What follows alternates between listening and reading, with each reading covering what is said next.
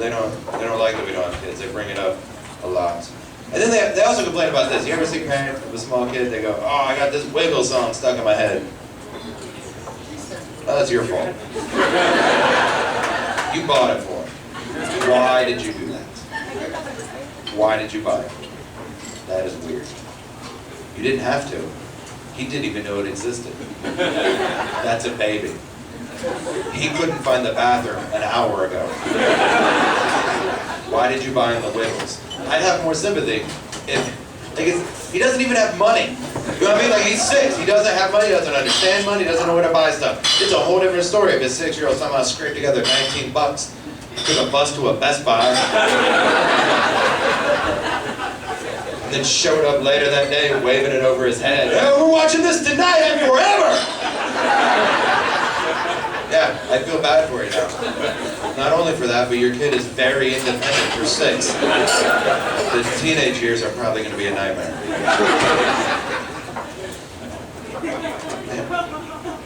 I think my wife finally put a stop to it. They brought it up again at the dinner table. "Why do you guys have any kids?" Out of nowhere, my wife goes, "Because we're pro-choice." I know. I spit corn all over the table. All over the table. Right? I wasn't even eating corn when she said it. That's how funny it was in my head. I was like, no, I took a big bite. I couldn't just laugh at it. Big bite, spit it on the table. Threw a chair into the wall, punched my brother. Went all Def Jam on how hilarious it was. I took off my shirt and I was like, "That's why I married her!" Which in retrospect, that's a bit much. You know what I mean? I probably should have left the shirt on. Man, it was funny. I peed through my pants. So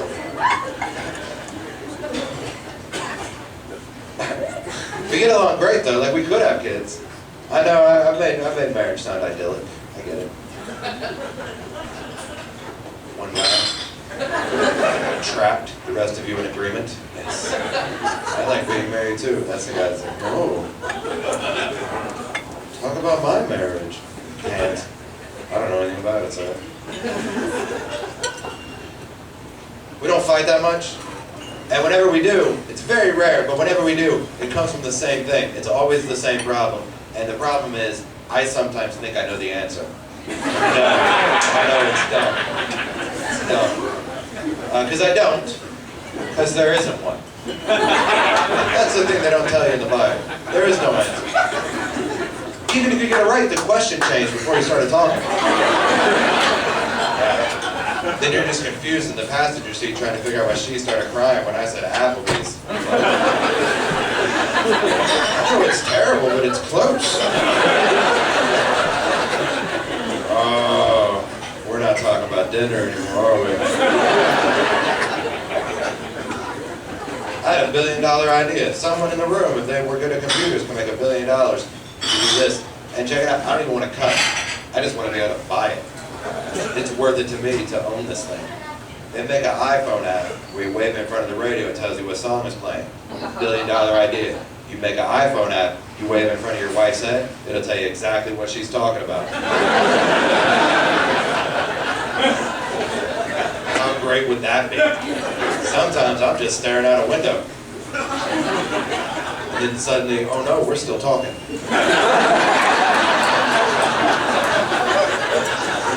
I gotta get caught up quick.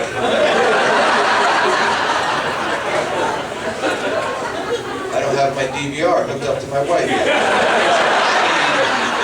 I don't have the start over feature. So I gotta get back on board. I pull out my iPhone, wave in front of her head, spits out a transcript of the last 4 things she said. And I'll be like, oh, good. We're talking about her parents now. I'm gonna sit on this Applebee's thing till it makes sense.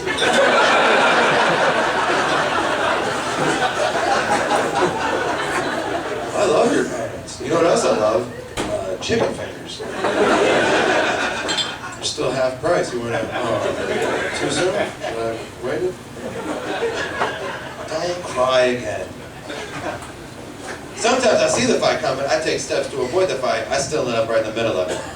This is always a surprising. This happened a couple weeks ago.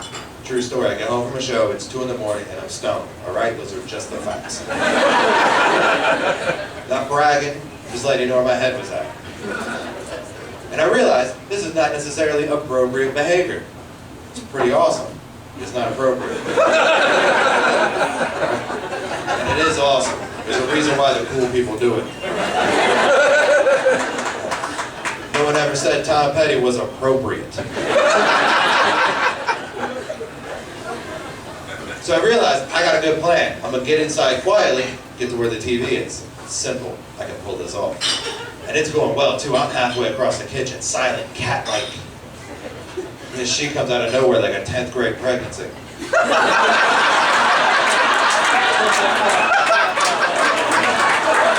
Very surprising. I did not see it coming. I was quite stunned.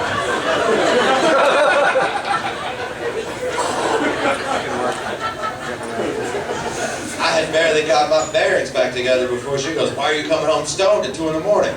Now, unfortunately, I knew the answer to that one.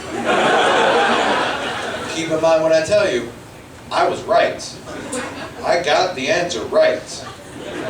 I go, "I came home at 2 because I thought you'd be asleep." I know, nailed it. The defense rests. You're a witness, counselor. Badgering! You can see I didn't want to fight about this. That's why I came home at 2. If I had wanted to fight about this, I'd have come in at 10. Yeah, I've been in the driveway since 10. Thanks a lot, everybody. Enjoy the rest of the show.